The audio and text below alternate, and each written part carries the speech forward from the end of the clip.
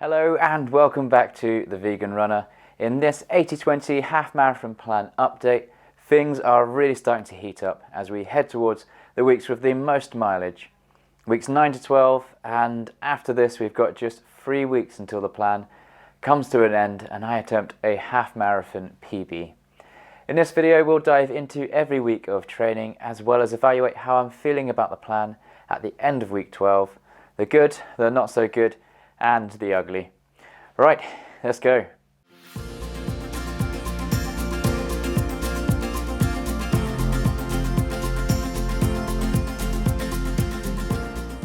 Week 9, 39.73 miles, 5 hours and 42 minutes, 3,963 feet of elevation. So we're starting this update heading into a recovery week. I'm enjoying the cycle of 2 weeks on, 1 week recovery, just as my legs really start to feel the training.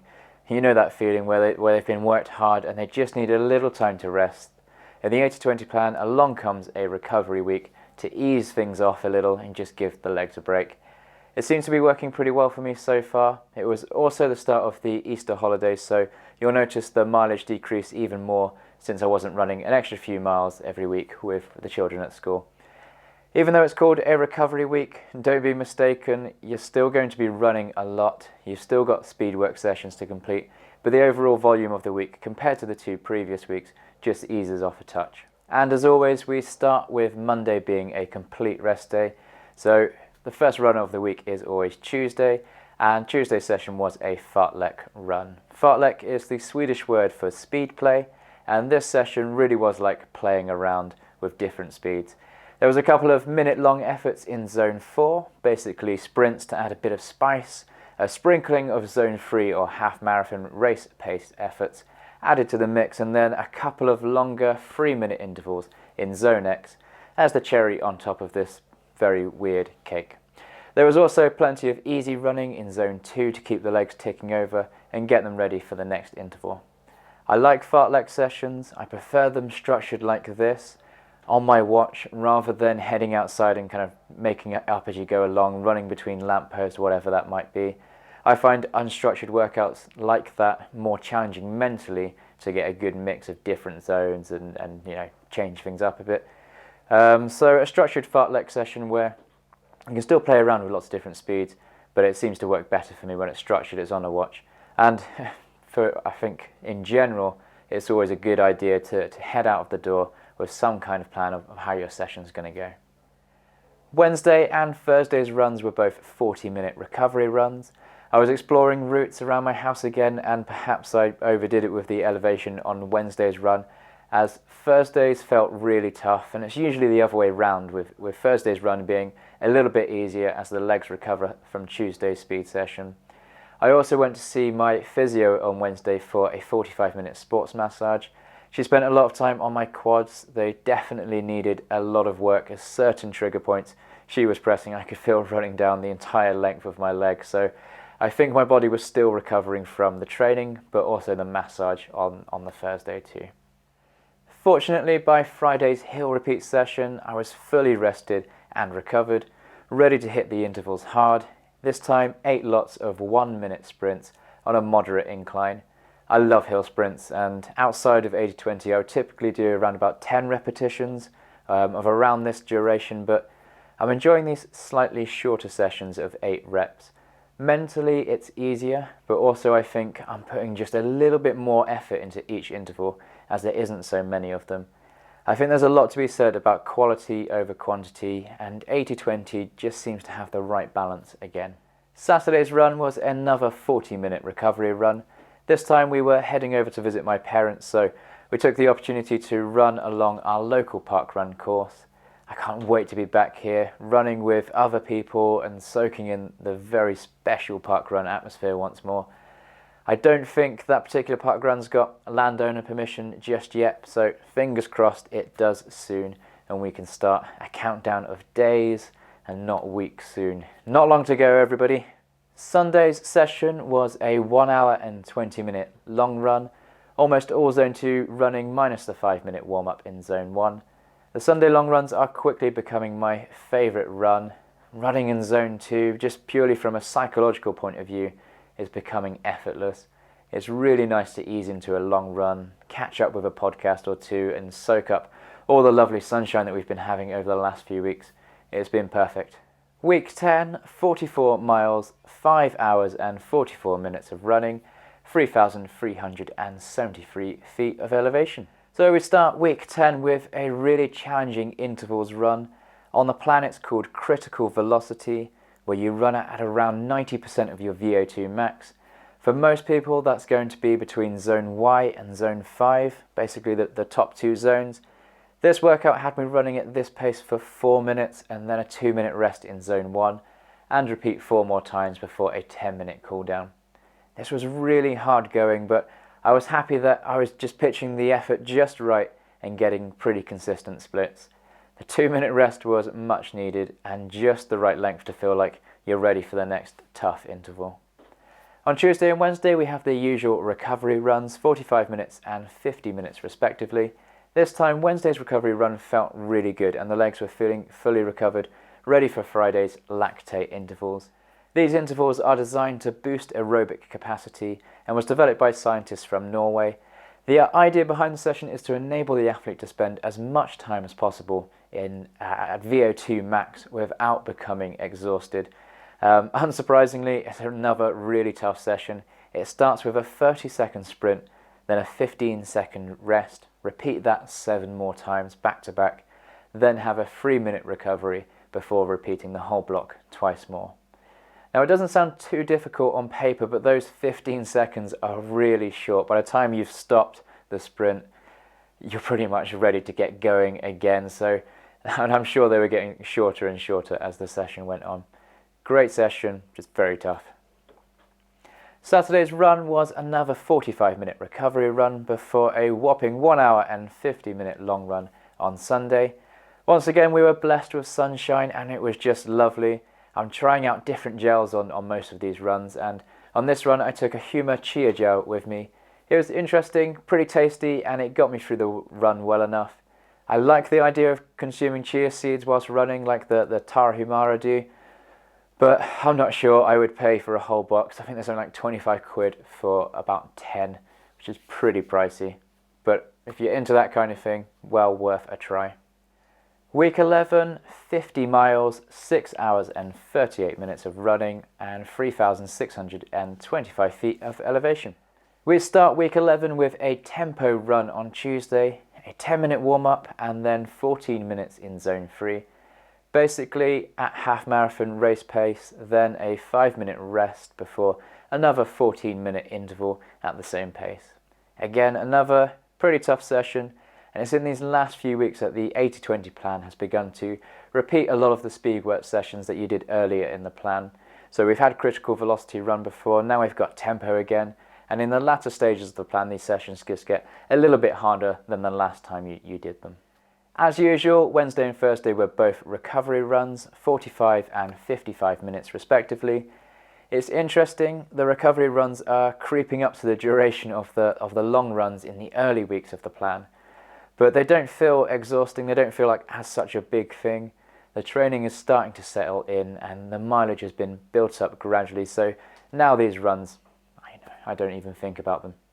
Friday's session was something called an accelerations run. Again, this is something we've done before earlier in the plan. This one's quickly becoming one of my favourite speed sessions in the 80-20 plan.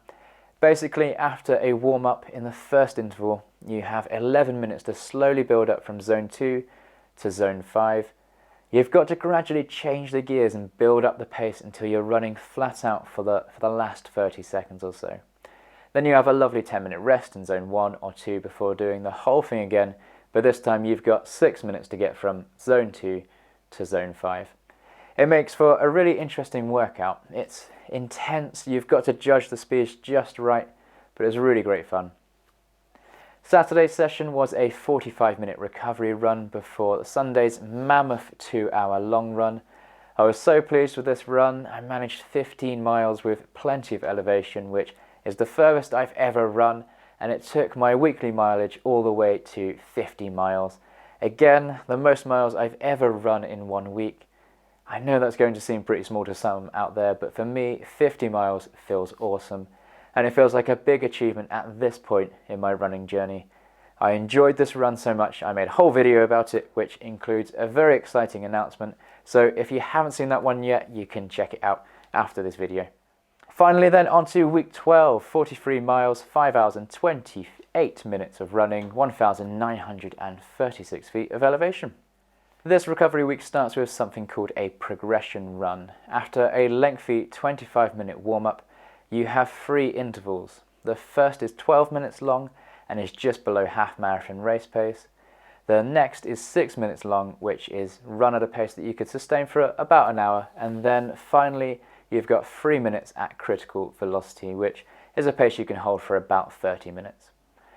There's no rest between each interval, so it feels like you're steadily switching gears, much like the accelerations run. And again, it's just another interesting way to teach your body to run at a variety of different paces and give yourself practice at switching those gears like you often have to do in race conditions. I like it a lot. Wednesday and Thursday's runs were 40 and 45-minute recovery runs. You can see that the recovery run time has just backed off a touch from the previous week's 45 and 55-minute runs. Then for Friday's speed session, we had something called a progression intervals run. Another very challenging workout, 30 seconds at zone 3, then 20 seconds at zone 4, then 10 seconds in zone 5. So a minute long interval where you go through zones 3, 4 and 5. You repeat the interval, you repeat that whole minute again 5 times in total. Then you get a couple of minutes rest, and then you repeat the whole thing twice more. This is probably the first session on the plan that I didn't really enjoy to start off with. Life got in the way a little bit on this one at as 3:30 p.m. approached, and the bank holiday was getting nearer and nearer. In typical British style, the sky darkened, started to rumble, and it absolutely hammered it down with rain. On top of that, after driving from work to the track, our car broke down, just a flat battery, but fortunately we were at the track, so my wife and I were able to get our sessions in whilst we waited about 3 hours for the recovery van to arrive.